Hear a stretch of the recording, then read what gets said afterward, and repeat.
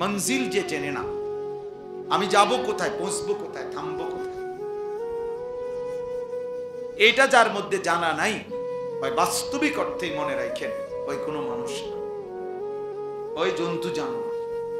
কোরআন বলছে ওকে জানোয়ারই বলছে।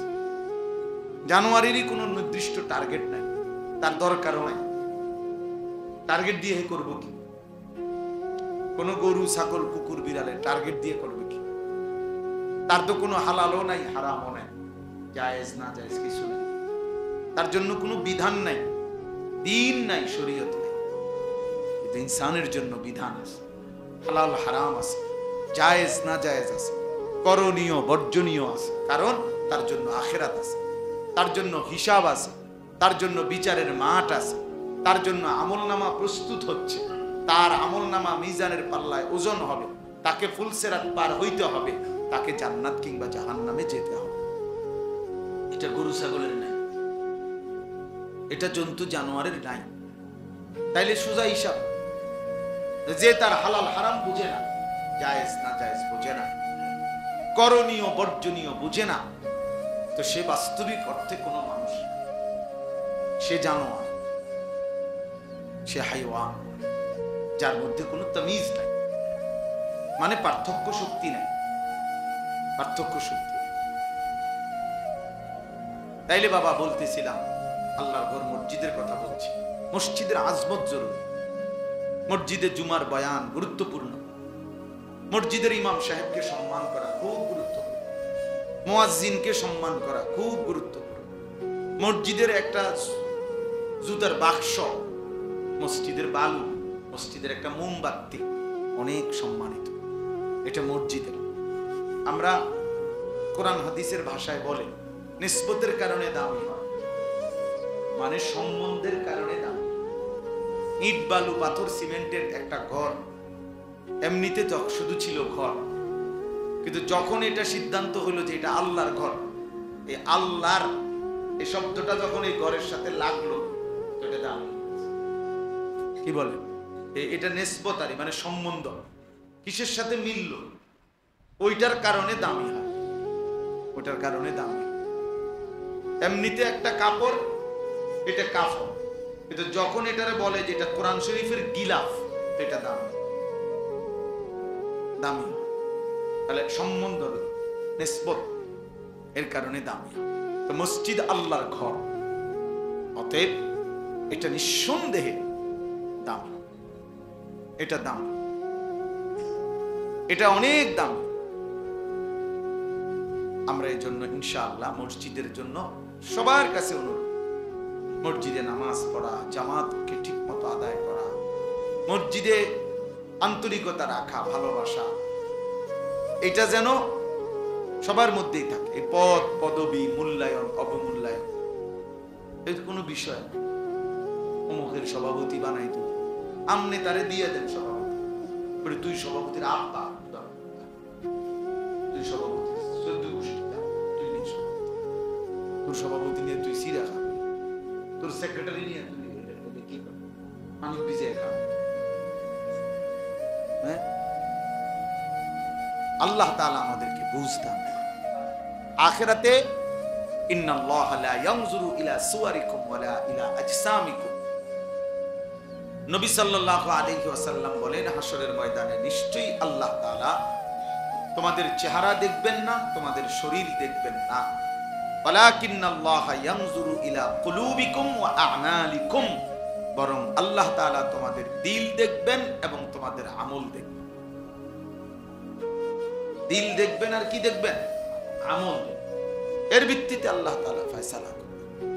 এজন্য বাপ ও দুনিয়া বিয়ে সমস্ত পদ পদবি দিয়ে কিচ্ছু আসে যায় না, বরং মসজিদের প্রতি হৃদয়ের টান।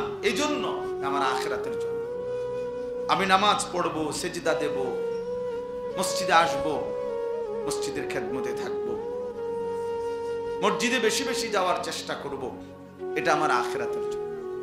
হাদিসের মধ্যে আছে বাশশিরিল মাশাঈন ফি যুলামি ইলাল মাসাজিদ বিন-নূরিত তাম্মি ইয়াউমাল কিয়ামা। আজীব হাদিস। নবী সাল্লাল্লাহু আলাইহি সাল্লাম বলছে অন্ধকারের মধ্যে মানে এশার নামাজ এবং ফজরের নামাজ।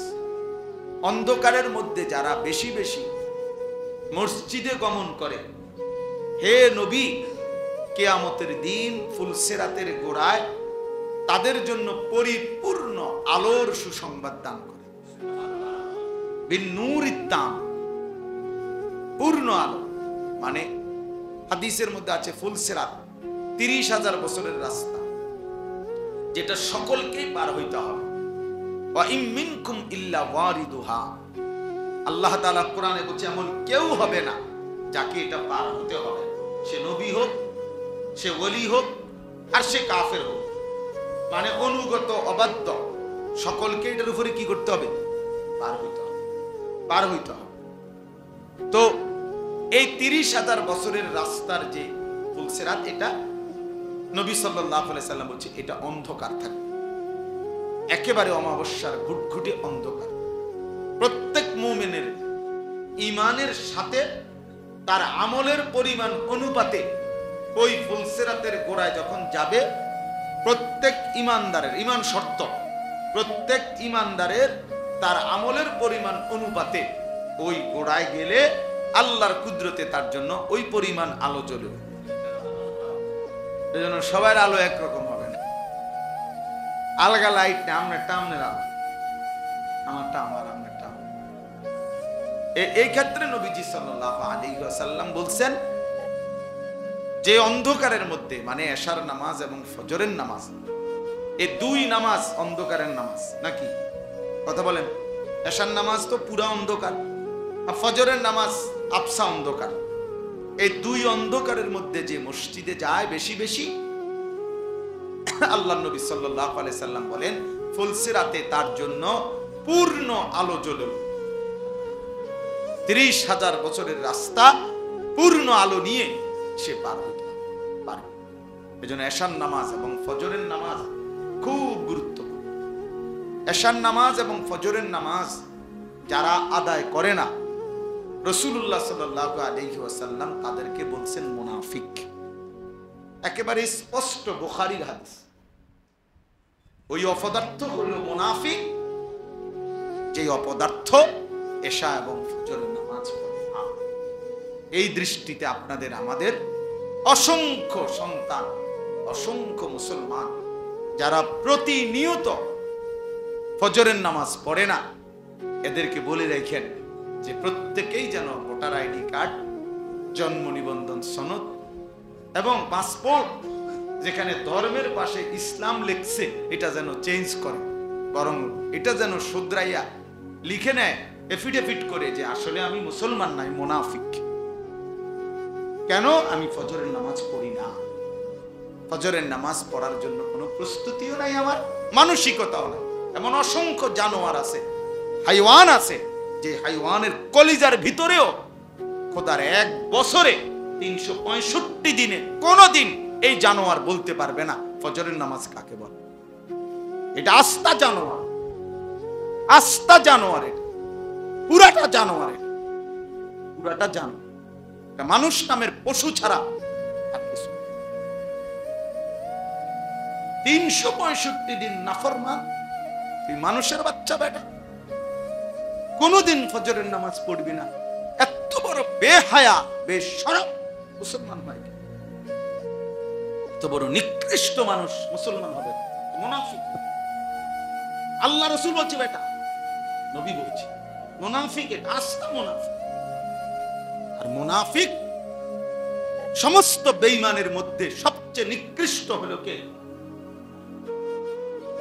যত লোক আল্লাহর নাফরমান, তার মধ্যে মুনাফিক হলো সবচেয়ে নিকৃষ্ট। হযরত আব্দুল্লাহ ইবনে ওমর হাদিসে আছে, নবীজির বিখ্যাত সাহাবী আব্দুল্লাহ ইবনে ওমর রাদিয়াল্লাহু তাআলা আনহুমা, তিনি বলছেন নবীজির জামানায় আমরা মুনাফিক চিনতাম এশা এবং ফজরের জামাতে অনুপস্থিতি। হাদিস উনি বলেন আমরা চিনতাম মুনাফিক কে আমাদের মাঝে, আমরা খুঁজতাম, বুঝতাম ফজর এবং এশার নামাজে অনুপস্থিত হতো। এই জন্য হযরত আব্দুল্লাহ ইবনে মাসউদ বলে যে রাসূলের জামানায়, সাহাবাদের জামানায় লজ্জায় শরমে লজ্জায় শরমে যাতে দাগ না পড়ে যায়, চিহ্নিত হয়ে না যায়। এজন্য মুনাফিক যারা মুনাফিক ছিল বাস্তবিক অর্থে, তারাও রাসূলের জামানায় ফজরের নামাজ মিস করতো না, কারণ মিস করলে তো মানুষ কইবো তে মুনাফিক। অথচ সে বাস্তবিকে কি মুনাফিক, কিন্তু মানুষ যাতে তারে না চিনে না বুঝে এই জন্য কি করত, আমার মুসলমান নামধারী এই হাইওয়ান মুসলমানের বাচ্চা আর বাপ মুসলমান, তার মা মুসলমান, জানোয়ার একদিনও ফজরের নামাজ পড়ে। বাপেও বেটকা হেবড়া বইয়া বইয়া বিড়ি গা চা দোয়ানে গপ মারে। আল্লাহর রহমতে আমনের দোয়ায় জিফুত একটা লাইন হইছে, কিটা লাইন হইছে, টিয়া ভাড়া বিদেশ লাইন হইছে। টিয়া ভাড়াইলে বুঝি লাইন হয়, হ্যাঁ বিদেশ গেলেই বুঝি জিফুত লাইন হয়ে গেছে। এটা বুঝি কত হইল। আর আমরা যারা দেশে আমরা চিড়িয়া খাই, এটা বুঝি কথা হইল। বিদেশ যাওয়া নিষেধ না, এটা গুনাহ, এটাও বলি না, কিন্তু এটা বুঝি এটা কথা হইল যে আল্লাহর রহমতে তারা তিনজন একটা লাইনে পড়ছে, রোজগার টাকা রোজগার করে, এবার খুশি মানুষের গপ মারে চা দোয়ানে বইয়াবে। হ্যাঁ লম্বা লম্বা কথা। তুমি একা হইলো ভাইব্য আমার এই কথাটা, তুমি তো এই সমাজ থেকে আলাদা না। তাইলে এই সমাজের চারদিকে যদি ছেলে পেলে, নারী পুরুষ যুবক যুবতী সবাই যদি এরকম অসভ্যপনা বেহায়াপনা অস্থির হয়ে আর তোমরা মজা পাও, সবাই যদি যার যার জায়গায় খুশি হও যে মা সবাই মিলে দেখতেছ একে অপরের চেহারা, নামাজ নাই, সেজদা নাই, আল্লাহ নাই, খোদা নাই, পর্দা নাই, পুশিদা নাই, তো প্রিয় ভাই আগামী পৃথিবীতে তোমরা চলবা কেমনে, তোমরা বাঁচবা কেমনে? কেমনে বললে বুঝবে? কি ভাষায় বললে বুঝবে? কি ভাষা? এখানে যারা বাবা তাদের সন্তানে 9 বছরের বাচ্চার যদি নিরাপত্তা না থাকে, আমার সমাজ কোথায় বলে? 9 বছরের বাচ্চার যদি নিরাপত্তা না থাকে, তাকে যদি এত বড় জুলুমের শিকার হইতে হয়, আমার সমাজ কোথায় নেবে বলে?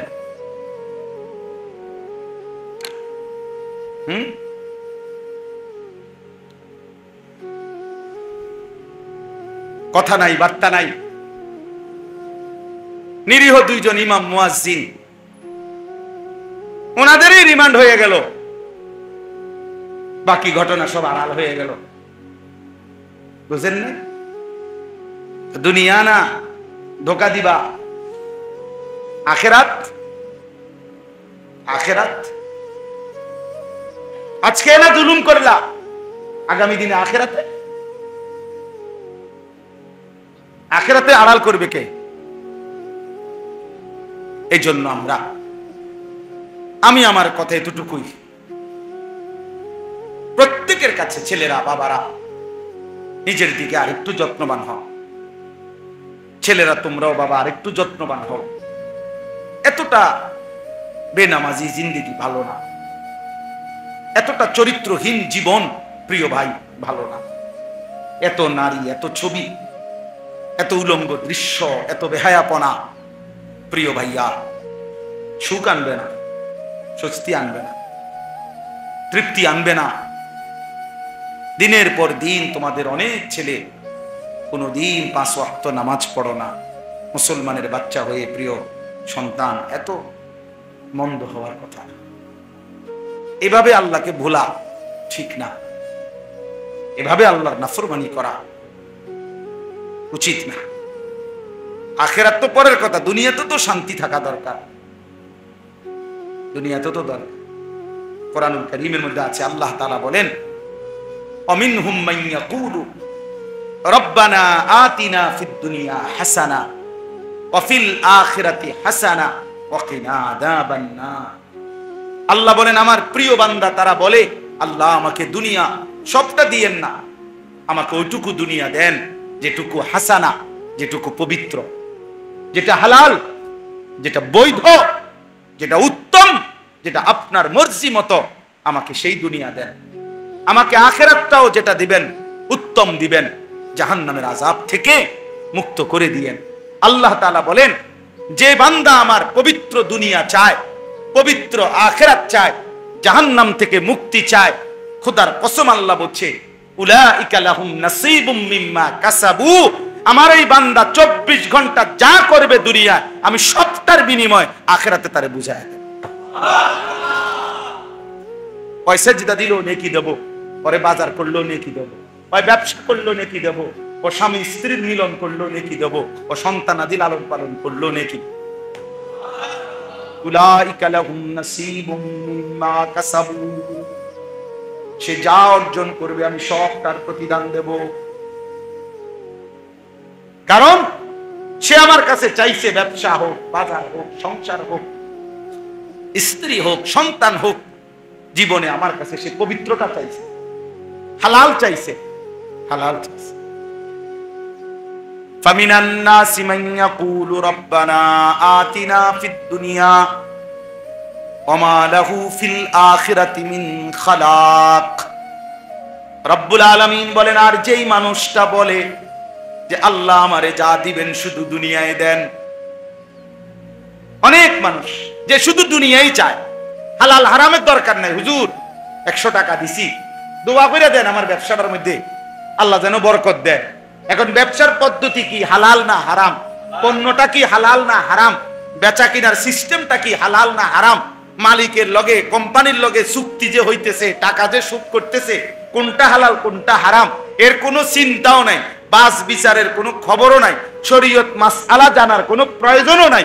শুধু দাবি একটাই, হুজুর দোয়া কইরা দেন আমি যেমনে ব্যবসা করতেছি আল্লাহ যেন আমারে এমনি বরকত দিয়া দেয়। শেষ আমনে তো হালাল হারাম তো আইয়েন না, আমার কি দরকার? লাভ দরকার, লাভ। হুজুর আমাদের 100 টাকা দিন, আপনি আল্লাহরে বলে দেন 100 টাকা দিয়া আল্লাহ যেন আমার ব্যবসার মধ্যে কি দিয়া দেয়? বরকত। আমাদের একজন বড় বুজুর্গ আছেন ঢাকার, হযরত মাওলানা আবুল বাশার সাইফুল ইসলাম, অনেক বড় বড় আলেম। হুজুর একদিন বলছিলেন যে শোনেন, যে পরিমাণ ব্যবসায়ী হুজুরদের কাছে তাবিজের জন্য যায়, ব্যবসায়ীরা, হুজুর এমন কোন কাগজ, এমন কিছু লেখা টাকা লেখা দেন লাল কালি দিয়া, যেটা দোকানের মধ্যে ঝুলাইয়া রাখবো যাতে করে কাস্টমার আইয়ে বরকত হয় ব্যবসা। এরকম বহু দোকানে দেখবেন চারিদিকে কাগজ ঝুলানো, লেখা বিভিন্ন রকমের কাগজ, তাবিজ। তাবিজের জন্য, ব্যবসার বরকতের জন্য যে পরিমাণ হুজুরের কাছে গেছে, আলেমের কাছে, তার 100 ভাগের 1000 ভাগের 1 ভাগও একটা শরীয়তের মাসআলা যে এটা হালাল না হারাম, এই পদ্ধতিটা আমার এটা জানার জন্য 1000 ভাগের 1 ভাগও যায়। বুঝেন নাই কথা? কোম্পানি বলে দিছে টার্গেট পুরা করতে পারলে 3 দিনের কক্সবাজার ট্যুর। বাহ, টার্গেট ফিল আপ করে দিছে, কক্সবাজার। আমার একদিন একজনের কিছু দোয়া করতাম, কক্সবাজার 3 দিনের জন্য কোম্পানি থেকে যাইতেছে। আমি তো বেড়াবেড়ি এক লগে নি, কহ হুজুর এক লগে। আমি তো কিটা দোয়া করতাম, আমরা যাতে ভালো করে নাচতে পারেন নাকি, কি দোয়াটা কি করতাম? তোর কক্সবাজারের উপরে কি গজব পড়তো না তোর মাথার ফাঁকা পড়তো? কি দোয়াটা আপনি বলেন না, তার লাগে কি দোয়া করতো? এতে কক্সবাজার যায় দোয়া করতো, বুঝলেন না? মানে হালাল না হারাম এত কিছুর দরকার না, দোয়া করে দেন আমার দুনিয়া দরকার, আমার দুনিয়া দরকার। রব্বানা আতিনা ফিদ দুনিয়া, আল্লাহ দুনিয়াই দেন শুধু, আর কিছু লাগবে না। ওয়া মা লাহু ফিল আখিরাতি মিন খালাক। রব্বুল আলামিন বলে, বান্দা মনে রেখো, এমন নাফরমান দুনিয়া তো কিছু মিলবেই বান্দা, যাই পাওয়ার কিছু দুনিয়া তো পাবাই, তবে শুধু মনে রেখো ওয়া মা লাহু ফিল আখিরাতি মিন খালাক, আখিরাতে কিন্তু কোনো অংশ থাকবে না, আখিরাত কিন্তু কিছুই মিলবে না। দুনিয়া তো আমি আল্লাহ তোমাকে দেব না কেন? তুমি চাইছো তোমারে দেবই দুনিয়া, আমি আল্লাহ তো না চাইলেও দুনিয়া দেই। কাফেরকে দুনিয়া দেই, বেঈমানকে দিয়েছি, মুশরিককে দিয়েছি, নাস্তিক মুরতাদ আমি আল্লাহকেই চিনে না, আল্লাহকেই মানে না, আল্লাহকেই বলতে কিছু স্বীকার করে না, এমন বেঈমানকেও তো আমি আল্লাহ দুনিয়া দিয়েছি, তোমাকে দেব না কেন? নেও। বাতে না হুদা খাইবা না, এটা তো আমি কুত্তারও খাওয়াই, জানোয়ারকেও খাওয়াই। হ্যাঁ, দুনিয়া তো আমি জানোয়ারকেও দেই বেটা, তোরে দিতাম না খেতে। নে বেটা, আর কি তা বাতে না দুগা, আর কি খাবিয়ে না। বিল্ডিং, আরে বিল্ডিং তো ইউরোপ আমেরিকার মধ্যে কুকুর শুকর ওরা যেখানে ফার্মে পালে কুত্তা শুকর, ওইগুলোও তো বিল্ডিং এ থাকে, এসি রুমে থাকে। কি এটা হইছেটা কি বেটা? এসি গাড়ি, এটা তো জানোয়ারও চলে ইউরোপের মধ্যে। আমার একজন পরিচিত আমারে বলছে জাপানে থাকে, যে হুজুর আপনার এইসব প্রাইভেট কারে আমরা জাপানে ছাগলটা নেই, ছাগল টানে, ছাগল। আমি যদি বলি ভাই সব বক্তা জানেন তো প্রাইভেট কারে আসছি, ছোটখাটো বক্তা মনে করেন না, আরেকতে কইবে হুজুর প্রাইভেট কারে ছাগল টানে, বেটাগিরি কিতা মানে এটার মধ্যে কি বেটাগিরি কি বলেন না? এটা তো জানোয়ারও চলে। এজন্য দোস্ত, দুনিয়া মিলে যাওয়া, দুনিয়ায় ভালো থাকা তেমন কিছুই না, তেমন কিছুই না। বরং মূল বিষয় হলো আল্লাহকে প্রাধান্য দেওয়া, আখিরাতকে প্রাধান্য দেওয়া। প্রয়োজনে পুরা দুনিয়া ছেড়ে দিলাম, প্রয়োজনে সব ছেড়ে দিলাম, আল্লাহকে নিলাম, আল্লাহ সন্তুষ্টি চাইলাম, আখিরাত চাইলাম। খোদার কসম নবী বলছে ওই ব্যক্তি লাভের ব্যবসা করছে যে দুনিয়া ছেড়ে দিছে, আল্লাহকে গ্রহণ করছে। এই চলেন এবার এই তর্জমা শুনেন, তাহলে কথা শেষ। এখানে যে আয়াত আমি পড়ছি সূরা বাকারার কোরআনুল কারীমের 2 নম্বর সূরা, 2 নম্বর পারা, সূরা বাকারা। এই সূরার 207, 208 এই দুইটা আয়াত পড়ছি। এবারে শেষ তর্জমাটা শুনেন, অল্প একটু কথা। রাসূলুল্লাহ সাল্লাল্লাহু আলাইহি সাল্লামের একজন সাহাবী সুহাইব, ওনার নাম ছিল সুহাইব রুমি, মানে রোম দেশের মানুষ ছিলেন উনি। তো উনি ইসলাম পূর্ব যুগেই মক্কায় এসে বসবাস করছিলেন এবং মক্কায় এসে ব্যবসা করতেন। ব্যবসা করতে করতে একটা পর্যায়ে উনি মক্কার একজন বিশিষ্ট ব্যবসায়ী, ধনাঢ্য ব্যবসায়ী হয়েছিলেন। সুহাইব রুমি ওনার নাম। তো রাসূলুল্লাহ সাল্লাল্লাহু আলাইহি ওয়াসাল্লামের হাতে এক পর্যায়ে উনি কালেমা গ্রহণ করছেন। নবীজি সাল্লাল্লাহু আলাইহি সাল্লাম যখন মক্কা থেকে হিজরত করে মদিনায় গেছেন, তা আরো অন্যান্য সাহাবীরাও ধীরে ধীরে আগে পিছে, কেউ আগে কেউ পরে, ওনারাও ধীরে ধীরে মদিনায় হিজরত করে করে রাসূলুল্লাহ সাল্লাল্লাহু আলাইহি সাল্লামের কাছে চলে গেছেন। তো নবীজি সাল্লাল্লাহু আলাইহি সাল্লাম যাওয়ার পরে কিছুদিন পরে যারা গেছে নবীজির কাছে মদিনায় মক্কা ছেড়ে, এর মধ্যে উনি একজন, এই সুহাইব রুমি, অর্থাৎ উনিও হিজরত করে মদিনায় গেছেন নবীজির হিজরতের পরে, মানে নবীজি তখন চলে গেছে মদিনায়, এর পরে গেছে। তো যেদিন উনি মক্কা থেকে হিজরত করে গোপনে মদিনার উদ্দেশ্যে রওনা দিছে, ওই দিন কিছু দূর যাওয়ার পরে মক্কার কুরাইশরা খবর পাইয়া ওনারে ঘেরাও দিয়ে ধরে ফেলছে, আটকাইয়া ফেলছে আর কি, যাইতে দিবে না মদিনায়। তখন তাফসীরের মধ্যে আছে, আমি এই আয়াতের জন্য কইতেছি একটি কথা। তো তাফসীরের মধ্যে আছে এই সাহাবী উনি একজন তীরন্দাজ সাহাবী ছিলেন, মানে সাহাবীদের মধ্যে সবচেয়ে বেশি তীর ছুটতে পারতেন, কাফেরদের তীরন্দাজ উনি একজন পারদর্শী ছিলেন। তো ওনার কাঁধের মধ্যে যেই ধনুক তীর ছিল, উনি কাফের কুরাইশদেরকে দেখাইয়া বলছে, দেখো তোমরা সবাই জানো আমি মক্কার সেরা তীরন্দাজদের একজন, কাজেই ইচ্ছা করলেই তোমরা আমার কাছে এখন আসতে পারবা না। আমি যতক্ষণ পর্যন্ত আমার কাছে তীর আছে অতক্ষণ আমি একজন একজন করে গাইতালাম, হ্যাঁ, কাজে আমার কাছে আসতে পারতাম না। এরপরে যদি আমার তীর শেষ হয়ে যায়, এরপরে আমার কোমরে তরবারি আছে, এই দেখো আমি তরবারি চালনা তো অভিজ্ঞ, তোমরা জানো। এরপরে আমি তরবারি দিয়ে তোমাদের সাথে যুদ্ধ করব, সেখানেও তোমাদের বহু লোক হতাহত হবে। হ্যাঁ, এরপরে যদি তোমরা আমারে ধরতে পারো, কাজেই এত অল্পতেই আমারে তোমরা ধরতে পারবা না, আটকাইতে পারতা না, তোমাদের অনেক ক্ষতি হবে। কিন্তু এই কথাটা শুনে, কিন্তু আমি তোমাদের কাছে একটা প্রস্তাব দিচ্ছি। আমি জানি তোমরা আমারে কেন আটকাইছো, অন্য অনেকেই চলে গেছে, তারে আটকাও নাই, আমারে আটকাইছো তোমরা, আমি জানি। কারণ তোমরা জানো যে আমি মক্কার ধনাঢ্য ব্যক্তিদের একজন, আমার কাছে অনেক সম্পদ আছে, স্বর্ণ রৌপ্য আছে, এটা তোমরা জানো, আমি জানি। এই জন্য তোমরা আমারে আটকাইছো। আমি জানি তোমাদের মূল লোভ সম্পদের প্রতি। অতএব আমার যত সম্পত্তি আছে, যেখানে যেখানে আমি রেখে আসছিলাম, এখন আমি সব বলে দিচ্ছি, তোমরা সব কিছু নিয়ে নাও।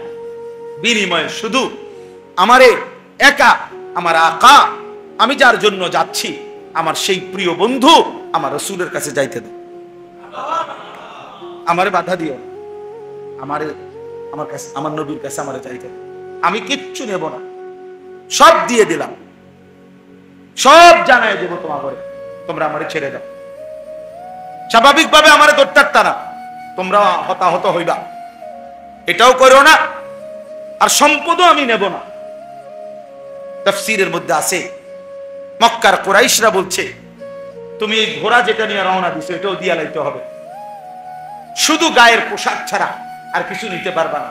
উনি বলছে ঠিক আছে, আমি শুধু আমার গায়ের পোশাক নিয়েই রওনা দিলাম, আর সব সম্পত্তির কথা একবারে দাগে দাগে বলে দিলাম, তোমরা সব নিয়ে নাও, আমি আমার এই এক কাপড়েই আমার রাসূলের কাছে আমি যাইতে চাই, তবু আমারে বাধা দিও।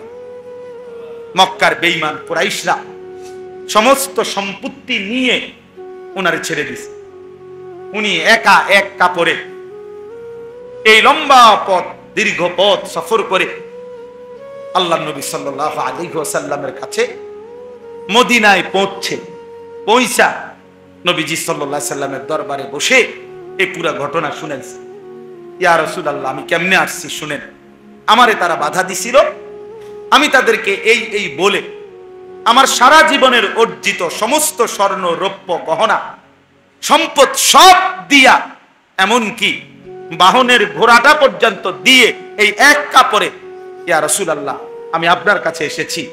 খোদার কসম, তাফসীরে আছে আল্লাহর নবী তখন চিৎকার দিয়ে আওয়াজ করে খুশিতে আল্লাহর নবী বলছে, রাবিহাল বাই, রাবিহাল বাই, সুহাইব তোমার ব্যবসা বড় লাভবান হয়েছে, তোমার ব্যবসা বড় লাভবান হয়েছে।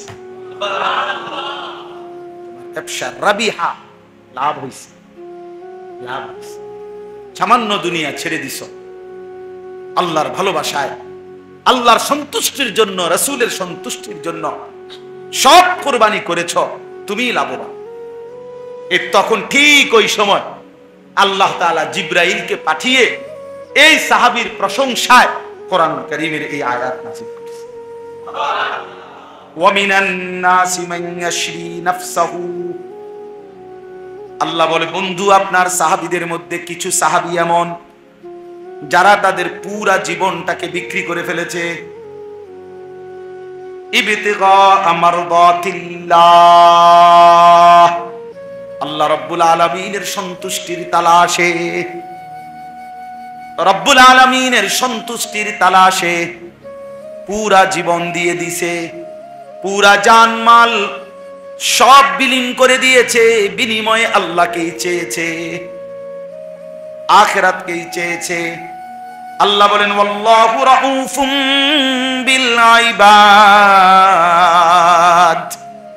এমন বান্দার ব্যাপারে নিশ্চয়ই আল্লাহ বড় বেশি দয়াবান, আল্লাহ তাকে উপযুক্ত পুরস্কার দিয়ে ভরপুর করে দেবে। আপনি ঘাবড়ায়েন, ওরে বলে দেন আমি আল্লাহ ওরে সন্তুষ্ট করে দেব। কোরআন শরীফে আছে হযরত আবু বকর সিদ্দিক রাদিয়াল্লাহু তাআলা আনহু জীবনের সব কিছু আল্লাহর জন্য বিলায় দিছিলেন। তো নবীজিকে আল্লাহ তাআলা কোরআনের আয়াত নাযিল করে নবীজিকে আল্লাহ শুনাইছিলেন। লম্বা সূরার মধ্যে আছে লাস্টে ওয়ালা সাউফা ইয়ারদা, আল্লাহ নবীজিকে বলছে বন্ধু আপনার সাহাবী আবু বকরকে বইলেন আপনি তারে খুশি করার দরকার নাই, আমি আল্লাহ নিজে হাসরের ময়দানে আপনার আবু বকরকে আমি খুশি করে দেব। ওয়ালা সাউফা ইয়ারদা ওয়াল লাইলি ইযা ইয়াগশা, এই সূরার শেষে আমি তাকে খুশি করে দেব। তো আল্লাহ তাআলা এখানেও বললেন, বন্ধু আমি বললাম আমার সন্তুষ্টির জন্য আপনার এই সাহাবী নিজের সব দিয়ে দিছে, তার পুরা জীবন বিক্রি করে দিছে, বিনিময়ে আমি আল্লাহকে গ্রহণ করছি। এজন্য দোস্ত, এজন্য প্রিয় ভাই, আমি কিংবা তুমি, জওয়ান কিংবা বুড়ো, আমাদের প্রত্যেকের জীবন মূলত আল্লাহর জন্য, আখিরাতের জন্য। আমরা যদি আল্লাহকেই না পেলাম, নামাজই না পেলাম, এই কপাল যদি সেজদাই না দিল, আল্লাহকেই না চিনল, তো ওই কপাল মন্দ কপাল, লানত ওই কপালের উপরে, থুতু মারি ওই কপালের উপরে। ছেলেরা মনে রাখিস বেটা, তোদের ওই কপালে আমি থুতু মারি যে কপাল আল্লাহ সেজদা দেয় না, নাফরমান। তোর ওই কপালে থু থু, তোর কপালে থুতু মারি, থুতু মারলাম তোর ওই কপালে। তুই ভাত খাস, খা বেটা, তুই শুধু ঘুম যাস, পেশাব পায়খানা করস, রাস্তার জানোয়ারের দিকেও তাকাইস, ওই জানোয়ারও খায় আর ঘুমায়, পেশাব পায়খানা। যা বেটা, ভাতে খাবে, অসুবিধা নেই, খা বেটা। আর কি, এই তো দুনিয়া, এই তো দুনিয়া। আল্লাহকেই ভুললা গেলা, সেজদাকেই ভুলে গেলা, নামাজকেই ভুলে গেলা, মালিককেই ভুলে গেলা। জীবনে চিনলা কি আর শিখলা কি, বুঝলাই কি? এই আকল, এই দেমাগ, এই চোখ, এই কান, এই দিল, এটা দিয়ে আর মানুষের লাভ কি? যে দিল আল্লাহ চেনে না, যে কান আল্লাহর কথা শুনে না, যে কপাল আল্লাহকে সেজদা দেয় না, যে চোখ আল্লাহর কুদরত দেখে না, খোদার কসম এই কোরআন আল্লাহ তাকে বলছে উলাইকা কাল আনআম, ওইটা জানোয়ার, জানোয়ার, জানোয়ার, জানোয়ার, জানোয়ার। এটা আল্লাহ বলে যদি কোনো কথা কয় তো তারে কবি বালহুম আদাল, না না, তুই জানোয়ারের চাইতে নিকৃষ্ট। যদি গাড় ফাঁক দেয় তো কবি হ তুই জানোয়ার, তুই খারাপ। কোরআন শরীফ দেখো, আল্লাহ বলছে লাহুম কুলুবুল লা ইয়াফকাহুনা, দিল আছে বোঝে না, চোখ আছে দেখে না, কান আছে শোনে না, সে জানোয়ার। আল্লাহ বুঝদান করে। একটা ছেলেই বদলা, একজন, তাইলেও আমাদের কষ্ট সার্থক। একজনই বদলা, বড় মজমা দিয়া করবা কি? বৃষ্টি না হইলে আরো বড় মাহফিল হইতো, আরো বড় মাহফিল হইলে আরো বেশি বুট বেচা হইতো, হ্যাঁ, আরো চটপুটি বালা বেচা হইতো।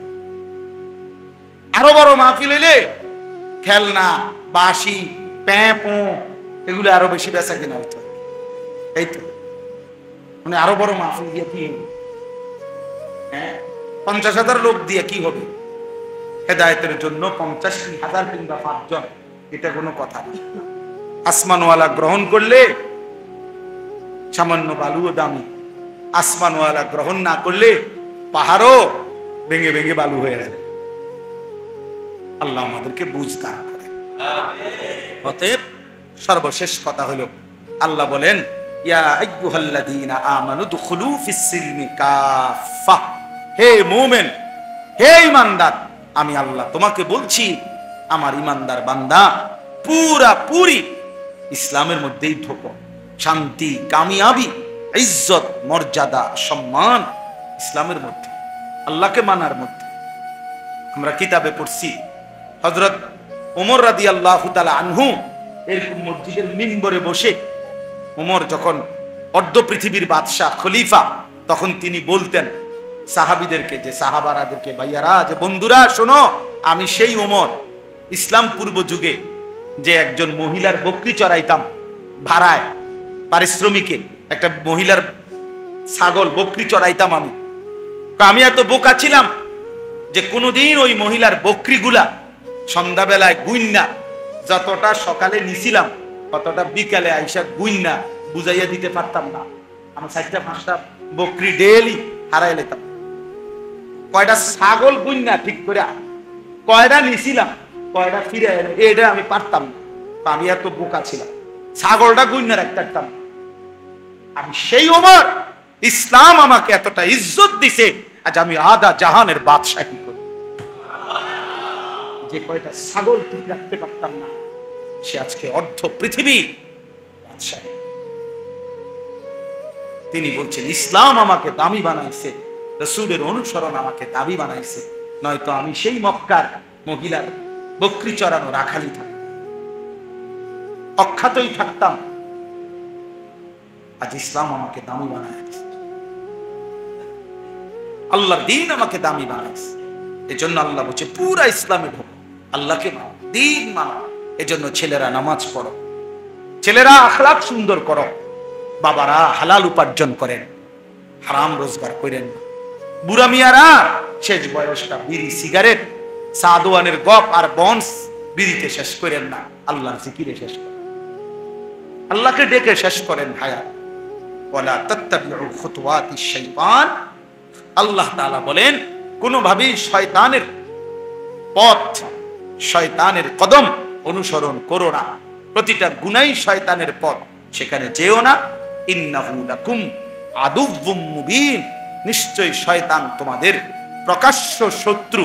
অর্থাৎ শয়তানকে যদিও দেখা যায় না, প্রত্যেকটা গুনাই শয়তান, প্রত্যেকটা নাফরমানি, প্রত্যেকটা মন্দ চিন্তা এটাই শয়তান। কাজে এটা স্পষ্ট, শয়তান কোনটা, যেটা গুনাহ এটাই শয়তান, যেটা গুনাহ এটাই কি শয়তান। এই জন্য আল্লাহ বলছে নিশ্চয় শয়তান প্রকাশ্য শত্রু। মানে যদিও শয়তান আমাদের কাছে মনে হয় সে তো দেখি না আমি, না না, প্রতিটা গুনাই এটা কি শয়তান, এটা তো প্রকাশ্যই। এই জন্য ভিন নারীর হাসি এটা প্রকাশ্য দেখা যায়, এইটাই শয়তান। হারাম ছবি এটাই শয়তান। তোমার অসৎ বন্ধু যে তোমার নারী ছবি অশ্লীল দৃশ্য দেখায়, আল্লাহর কথা ভুলায় দেয়, ওইটা বন্ধু না, এটাই শয়তান। এর উপরেই শয়তান সওয়ার হয়েছে। মানুষ যেরকম যারা জিনের সালাম দেয়, তারা কোনো মানুষের উপরে জিন আনে। অনেক জিন সালাম দেয় না, অনেকে আলগা জিন আইয়ে না, জিন কোন একটা কিছুর উপরে আসে, মানুষের উপরে আসে। তাদের এরকম কোন মানুষের উপরে তারা কি আনে, কথা বলে মনে হয় হেইতে, আসলে না জিনে কথা, জিনে কথা বলে। এই জন্য আল্লাহ তাআলা বলছে নিশ্চয় শয়তান প্রকাশ্য শত্রু। আল্লাহ আমাদের সবাইকে শয়তানের কুমন্ত্রণা থেকে হেফাজত করে। ইনশাআল্লাহ এই রাত গভীরে চলো বাবা ভাই সবাই আমরা নিয়ত করি যে নিজের ভালো, নিজের কল্যাণ, নিজের আখিরাত ফিকির করব ইনশাআল্লাহ। ছেলেরা বাবা কষ্ট করছো ভাই, গরমের মধ্যে আমরারও কষ্ট হয়েছে, সবাই মিলে আমরা সবর করছি। এত রাত অবধি সিজনের বড় মাহফিলও মানুষ এতক্ষণ বসে থাকে না, আপনারা কষ্ট করছেন, ছেলেরা অনেক সবর করছেন। আমি সবাইরে মোবারকবাদ জানাই। আল্লাহ সবাইকে এই ত্যাগ, এই কষ্টের উত্তম বিনিময় দান করেন। আল্লাহর জন্যই আমরা বসছি, ঠিক না? আল্লাহর জন্য। আল্লাহ তাআলা এই মজমা, এই মাহফিল কবুল করে। আমার আসলে মনে ছিল না, এনে আসছি আর আমি দেখে চিনছি যে আমি আরেকবার আসছি এখানে, আগেও মাহফিল করি। আইসা তখন ভালো লাগছে যে ছেলেদের সাথে আমি ওখানে দাঁড়ায় দাঁড়ায় কথা বলছিলাম অনেকগুলো ছেলের সাথে একসাথে। পরে আমার মনে হয়েছে আল্লাহ তাআলা এই আলোকিত যুব সমাজকে বাস্তবিক অর্থেই এই সমাজ, এই দেশ, এই জাতির জন্য আলোকিত করে দেয়। আল্লাহ আমাদের সবাইকে কবুল করে। আলহামদুলিল্লাহ। আল্লাহুম্মা আনতাস সালাম ওয়া মিনকাস সালাম, তাবারাকতা ইয়া যাল জালালি ওয়াল ইকরাম, ইয়া আরহামার রাহিমিন, ইয়া আরহামার রাহিমিন। তো এইখানে মালাবার, আগে এটার নাম ছিল, ওইখানে এই ব্যাপক পরিমাণ হিন্দু পূর্ব যুগে কালেমা পড়ে মুসলমান হয়েছে। আরব দেশের ব্যবসায়ী বণিক, ওনাদের দাওয়াত, পূর্ব যুগ থেকে ব্যবসার একটা বড় কেন্দ্র ছিল ওইটা।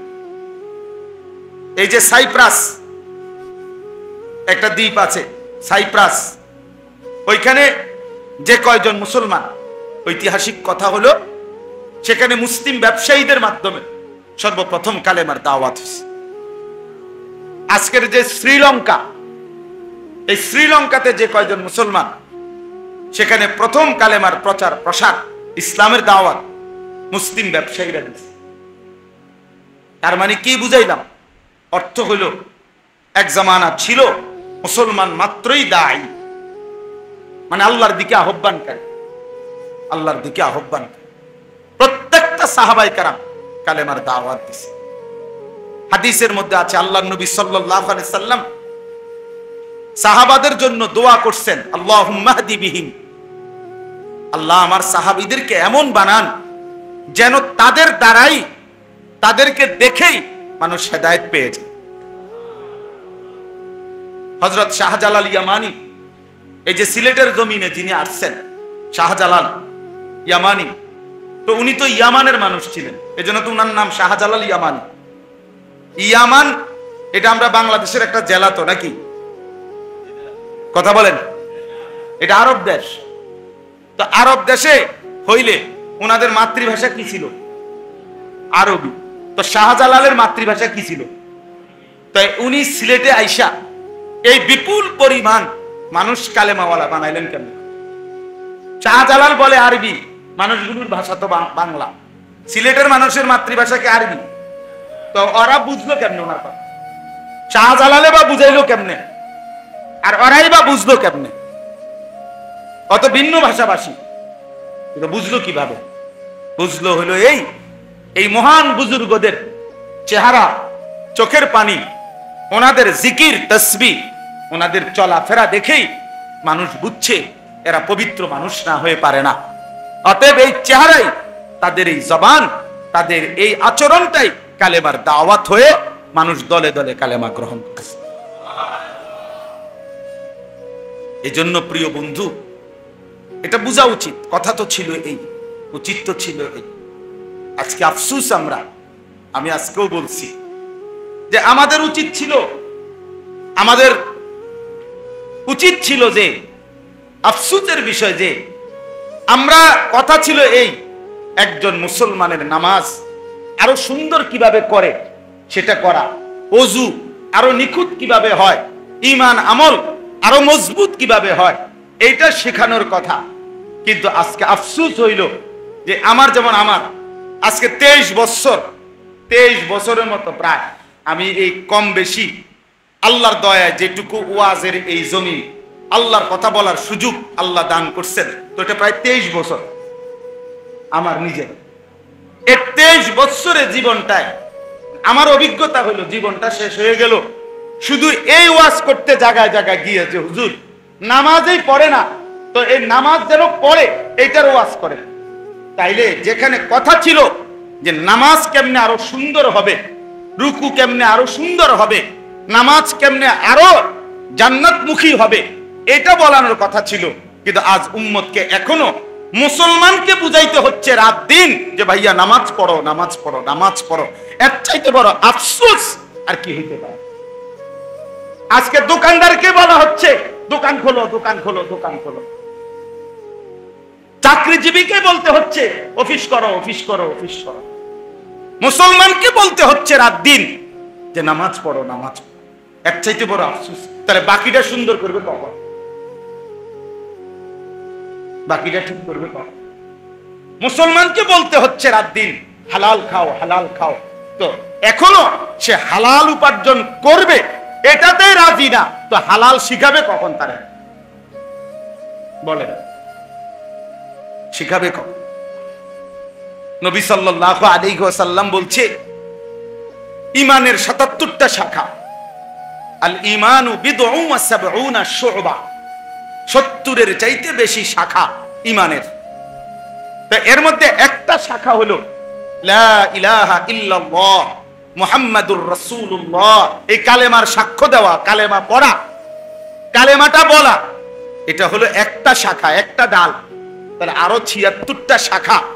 তা আজকে উম্মতকে কালেমাটা কি, লা ইলাহা ইল্লাল্লাহর অর্থ কি, মর্ম কি, এটাই বুঝাইয়া পারলাম না, তো বাকি ৬৬টা ৭৬টা বাকি কখন বলবো?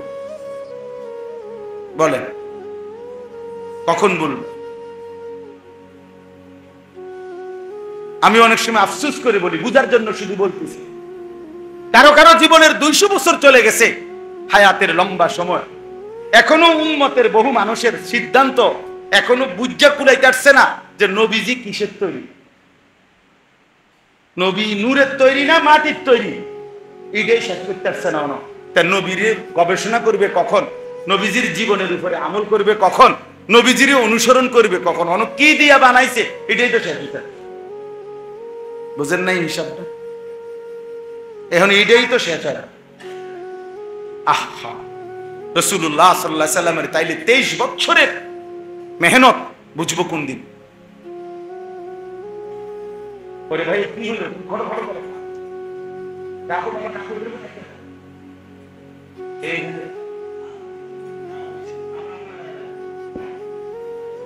তাহলে ইনসাফের করে ভেবে দেখেন, ইনসাফ করে ভেবে দেখেন।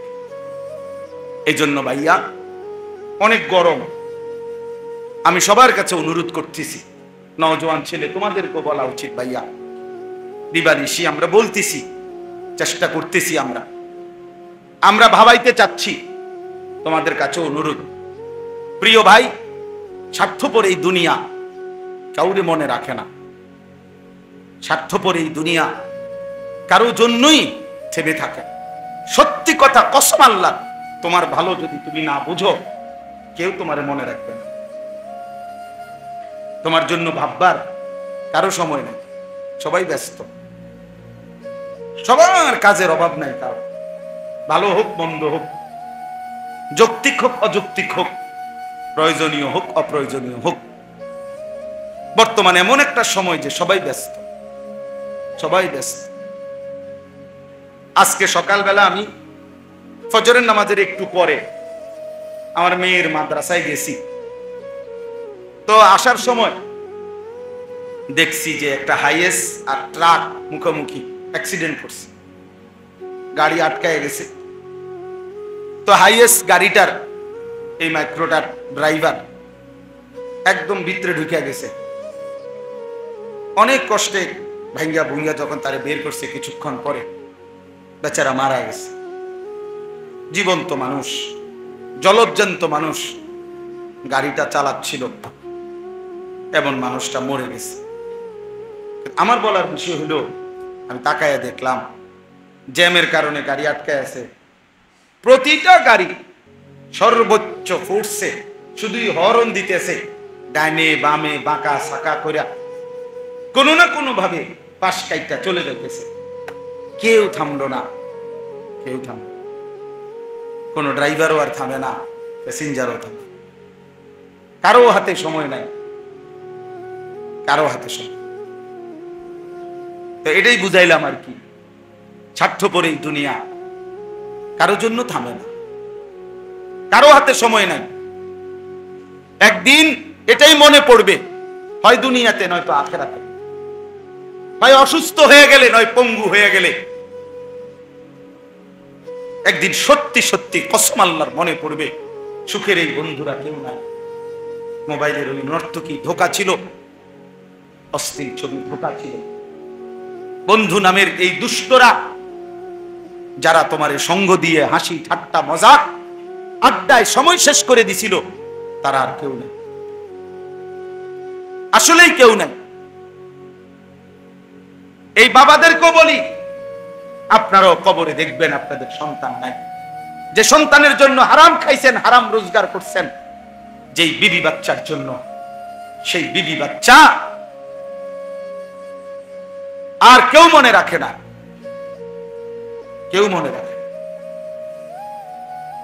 আপনারা শুধু কাউরে একক লজ্জা দেওয়ার জন্য বলতেছি না, একক শরম দেওয়ার জন্য বলতেছি না, শুধু বুঝাইতে চাচ্ছি, শুধু এই কয়দিনের, এই গত 2-3 মাসের মধ্যে প্রতিদিন আমার মনে হইতেছে আমার দেশের মানুষ খুব বেশি অসহিষ্ণু, খুব বেশি অস্থির, কেউ যেন কারো নিয়ন্ত্রণে নাই, প্রত্যেকে হত্যা, খুন, ধর্ষণ, পরকীয়া মনে হয় যেন একেবারে খোলামেলা প্রকাশ্যে শুরু হয়ে গেছে।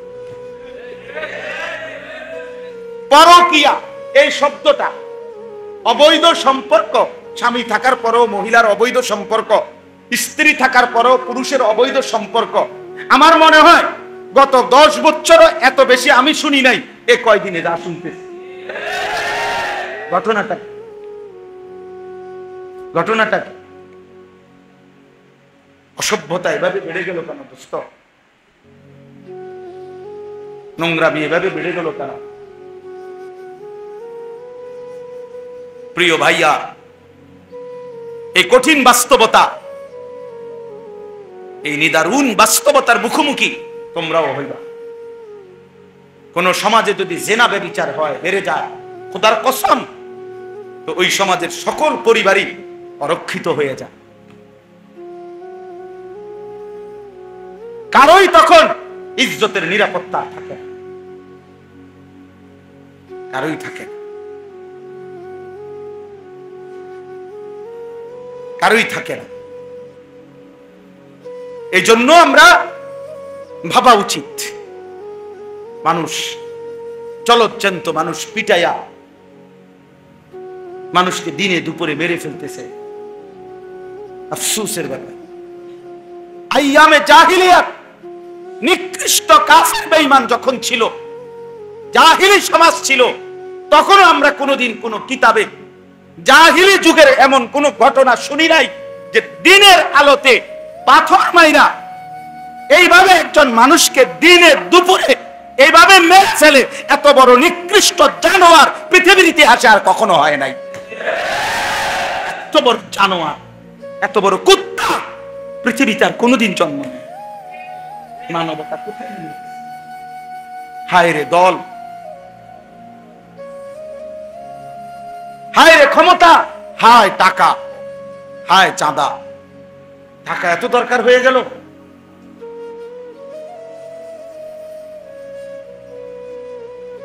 সারা পৃথিবী দেখছে, অবাক হয়ে গেছে, আশ্চর্য।